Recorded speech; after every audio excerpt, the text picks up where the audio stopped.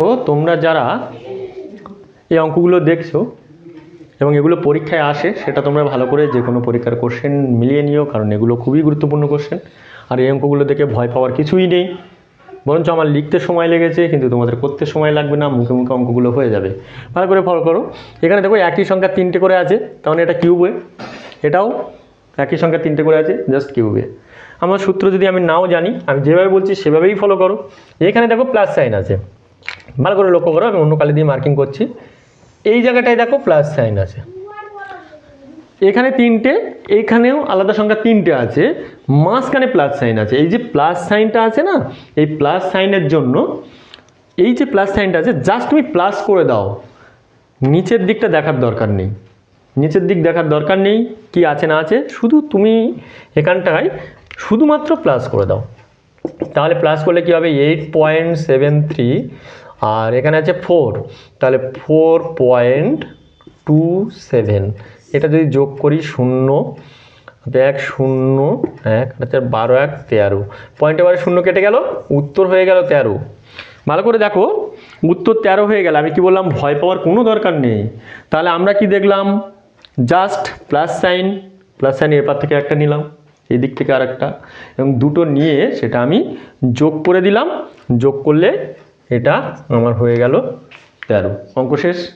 পরের অঙ্ক যদি তোমরা বুঝতে পেরেছো কি না তার জন্য পরের অঙ্কটা দিয়েছি, তোমরা ফলো করো। নিচে আর কিছু দেখার দরকার নেই, আমি যেটুকু দেখতে বলেছি সেটুকু দেখো। এই একই সংখ্যা 3টে করে আছে, এখানেও সেই একই সংখ্যা 3টে, প্লাস আছে না মাইনাস আছে খালি ফলো করো।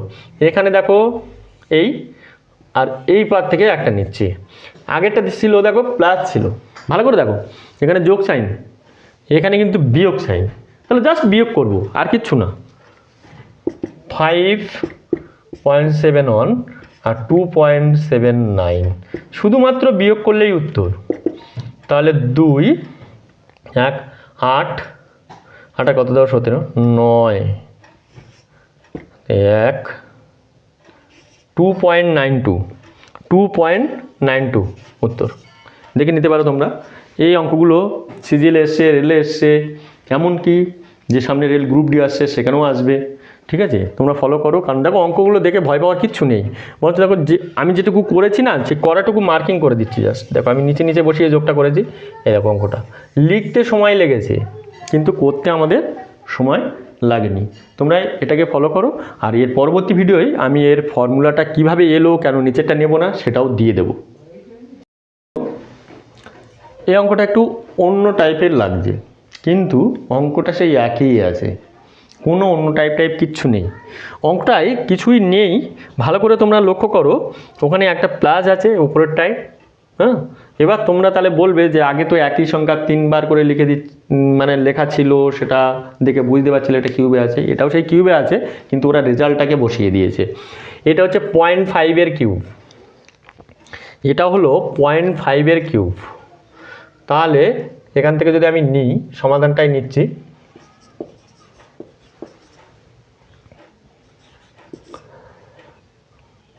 তাহলে সমাধানটা যদি তোমরা দেখো, এখানে 0.5 0.5, এটা প্লাস সাইন আছে, তাহলে প্লাস সাইন 0. এটা 0.3 কিউব, 0.3, তাহলে কত হচ্ছে 0.8 উত্তর হয়ে গেল।